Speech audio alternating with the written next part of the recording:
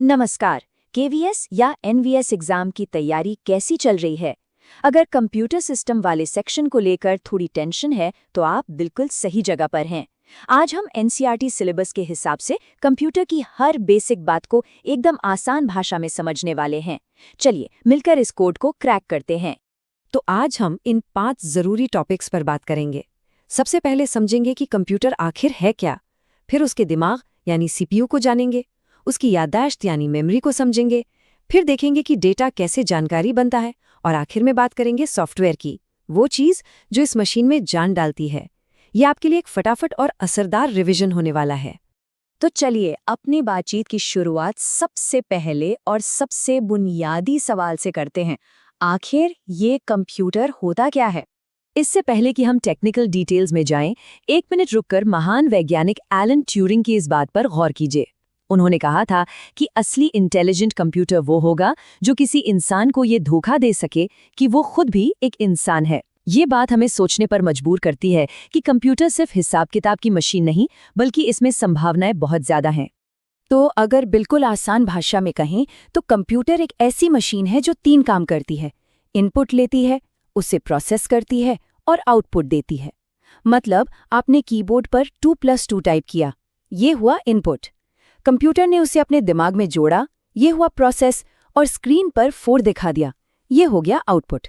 बस यही है कंप्यूटर का सबसे बड़ा सीक्रेट, इनपुट, प्रोसेस, आउटपुट। ये जो डायग्राम आप देख रहे हैं, ये समझ लीजिए कि किसी भी कंप्यूटर का नक्शा है। देखिए, बीचों बीच है सीपीयू यानी कंप्यूटर का दिमाग। सारा खेल यहीं से कंट्रोल होता है। ये कीबोर्ड, माउस जैसे इनपुट डिवाइस से ऑर्डर लेता है, मेमोरी की मदद से उस पर काम करता है और फिर मॉनिटर या प्रिंटर जैसे आउटपुट डिवाइस पर रिजल्ट भेज देता है। हर चीज़ इसी के कंट्रोल में है। आज जो स्मार्टफोन हमारी जेब में है ना, उसकी कहानी कोई नई नहीं है, बल्कि हजारों साल पुरानी है। ये कहानी शुरू हुई थी एबाकस से, फिर धीरे धीरे पास्कलाइन, एनालिटिकल इंजन, फिर ट्रांजिस्टर और इंटीग्रेटेड सर्किट जैसे बड़े बड़े आविष्कार हुए, और इन्हीं सब ने मिलके आज के सुपरफास्ट कंप्यूटर की नींव रखी। चलिए अब इस कहानी में और आगे बढ़ते हैं। अब हम कंप्यूटर के सबसे जरूरी हिस्से यानी उसके दिमाग पर फोकस करेंगे, जिसे हम कहते हैं सीपीयू। देखते हैं ये काम कैसे करता है। तो इस दिमाग के अंदर आखिर है क्या? देखिए, इसके 2 मेन हिस्से हैं। पहला है एएलयू यानी अरिथमेटिक लॉजिक यूनिट। ये कंप्यूटर का कैलकुलेटर है। सारे जोड़, घटाव, गुणा, भाग सब यही करता है। दूसरा है सीयू यानी कंट्रोल यूनिट। ये एक ट्रैफिक पुलिस वाले की तरह है जो डेटा को बताता है कि तुम्हें किधर जाना है और कब जाना है। एग्जाम के लिए ये दोनों नाम और इनके काम याद रखना बहुत जरूरी है। अच्छा, एक तेज दिमाग बिना अच्छी याददाश्त के क्या ही कर लेगा? कुछ भी नहीं। इसीलिए कंप्यूटर के लिए मेमोरी बहुत जरूरी है। और बिल्कुल हमारी ही तरह कंप्यूटर के पास भी 2 तरह की मेमोरी होती है, एक शॉर्ट टर्म और दूसरी लॉन्ग टर्म। ये स्लाइड बहुत बहुत इंपॉर्टेंट है क्योंकि रैम और रोम का फर्क एग्जाम में अक्सर पूछा जाता है। रैम को आप अपनी काम करने की टेबल समझिए। जब तक आप काम कर रहे हैं यानी बिजली ऑन है, तब तक सारा सामान टेबल पर फैला है। जैसे ही आप उठे यानी बिजली बंद हुई, टेबल साफ। इसीलिए इसे वोलेटाइल कहते हैं। वहीं दूसरी तरफ रोम उस डायरी की तरह है जिसमें कंप्यूटर को चालू करने के निर्देश लिखे हैं। ये निर्देश परमानेंट है, बिजली जाए या आए ये लिखे रहते हैं, इसीलिए ये नॉन वोलेटाइल है। लेकिन हमें अपनी फिल्में, गाने, फोटो ये सब तो हमेशा के लिए सेव करना होता है ना? तो उसके लिए काम आती है सेकेंडरी मेमोरी, जैसे कि हार्ड डिस्क, एसएसडी या मेमोरी कार्ड। इसको आप कंप्यूटर की अलमारी समझ लीजिए। यहाँ रखा सामान हमेशा सुरक्षित रहता है, भले ही बिजली चली जाए। ये भी नॉन वोलेटाइल होती है। ठीक है, तो हमने हार्डवेयर को तो समझ लिया। अब उस चीज की बात करते हैं जिसके लिए ये सारा हार्डवेयर काम करता है। चलिए, अब हम कच्चे डेटा और काम की जानकारी के बीच का फर्क समझते हैं।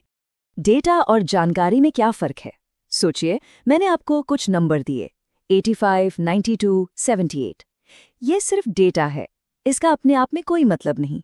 लेकिन अगर मैं कहूं कि ये 3 स्टूडेंट्स के मैथ्स के नंबर हैं और क्लास का एवरेज 85 है, तो अब ये जानकारी बन गई। कंप्यूटर का असली जादू यही है, बिखरे हुए डेटा को काम की जानकारी में बदलना। इस टेबल को तो बस अच्छे से याद कर लीजिए। मेमोरी यूनिट से जुड़ा सवाल एग्जाम में आता ही आता है।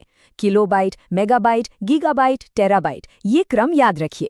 और सबसे ज़रूरी बात जो अक्सर लोग भूल जाते हैं, हर अगली यूनिट पिछली वाली से 1024 गुना बड़ी होती है, 1000 गुना नहीं। ये छोटी सी डिटेल आपके नंबर बचा सकती है। तो हमने कंप्यूटर के शरीर यानी हार्डवेयर की बात कर ली, उसके दिमाग यानी सीपीयू को भी समझ लिया। लेकिन आत्मा के बिना तो शरीर बेजान है ना, है ना? कंप्यूटर की आत्मा है सॉफ्टवेयर। ये वो अदृश्य ताकत है, वो कमांड्स हैं जो लोहे और प्लास्टिक के इस डिब्बे को एक जादुई मशीन बना देते हैं। इस डायग्राम को देखिए, ये एक बिल्डिंग की तरह है। सबसे नीचे नींव में है हार्डवेयर, उसके ऊपर की मंजिल है सिस्टम सॉफ्टवेयर की, जैसे कि विंडोज या एंड्रॉयड।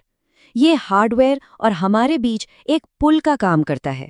और सबसे ऊपर की मंजिल पर हैं हमारे काम के ऐप्स, जैसे MS वर्ड या क्रोम, जिन्हें हम सीधे इस्तेमाल करते हैं। इसको और भी आसान तरीके से समझते हैं।